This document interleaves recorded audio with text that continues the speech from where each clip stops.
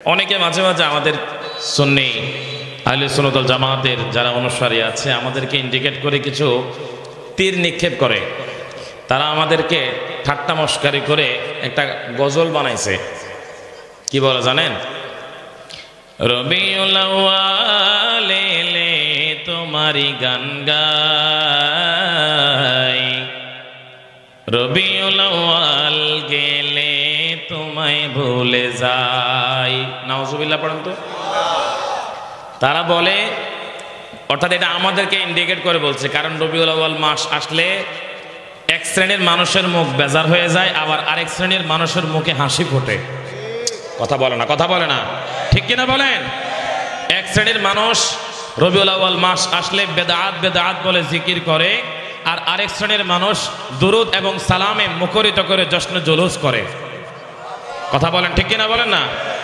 তো এরা আমাদেরকে ইন্ডিকেট করে, এরা বলতে চাচ্ছে, এদের দাবি হচ্ছে আমরা রবিউল আউয়াল মাসেই শুধু নবীকে স্মরণ করি, আর রবিউল আউয়াল মাস চলে গেলেই নাকি আমরা নবীজিকে ভুলে যাই। সেই কথাকে বৃদ্ধাঙ্গুলি দেখিয়ে চন্দনাইশের থানা সদর ব্যবসায়ী কল্যাণ সমিতির ভাইয়েরা আজকে মাহে জামাদিউল উখরার মধ্যে এসে বুঝিয়ে দিয়েছেন, হুজুর আপনি বুঝিয়ে দেন সারা পৃথিবীর কাছে এই ইনফরমেশন, এই তথ্য পৌঁছিয়ে দেন। যদিও মিলাদুন নবীর মাস রবিউল আউয়াল চলে গেছে, 3 মাস অতিবাহিত হয়ে গেছে, আমরা এখনো চন্দনাইশবাসী ঈদে মিলাদুন নবী উদযাপন করছি। চিৎকার দিয়ে বলুন সুবহানাল্লাহ। নারে তাকবীর, আল্লাহু আকবার, নারে রিসালাত, ইয়া রাসূলুল্লাহ, ইয়া গসুল আজম মুস্তাফা জিন্দাবাদ জিন্দাবাদ। তো এক শায়ের বলে, हम अपने नबी पाक से प्यार करेंगे,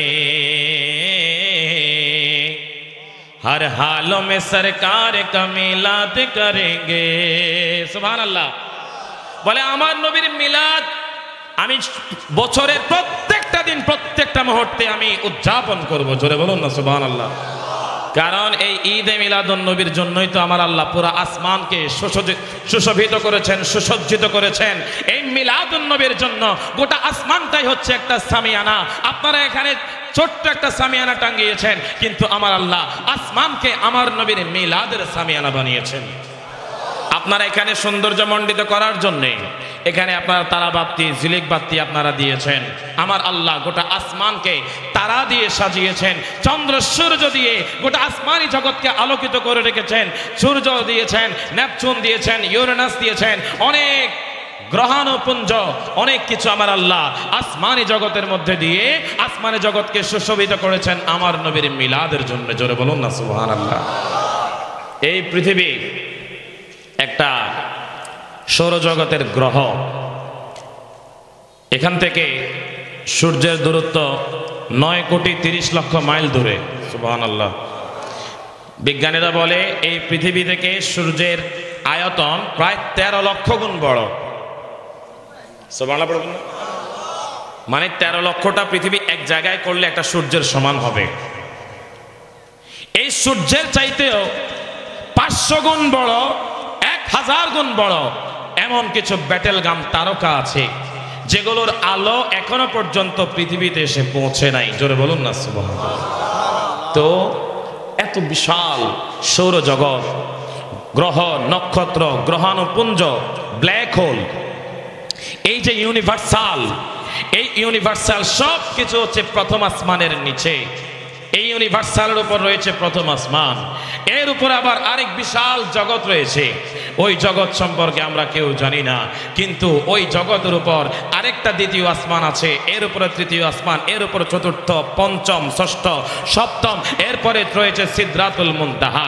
এইভাবে অনেক আল্লাহর সৃষ্টি জগতের বিশাল আকার আল্লাহ পাক রব্বুল আলামিন সৃষ্টি করে রেখেছেন। আমার নবী এই বিশাল বিশ্ব ব্রহ্মাণ্ডের জন্যে, আলামিনের জন্যে রহমত স্বরূপ এই দুনিয়ার জমিনের মধ্যে আগমন করেছেন যেই মাসে, ওই মাসের নাম মাহে রবিউল আউয়াল। আর ওই নবীর রহমতের এই আগমনের মাসকে আমরা সারা বছর উদযাপন করি। এই জন্যই আমরা বলি আমাদের মাহফিলের শিরোনাম ঈদে মিলাদুন নবী। জোরে বলুন না সুবহানাল্লাহ। বলেন নবী পেয়ে আমরা খুশি নাকি বেজার? আর একটু জোরে বলেন না।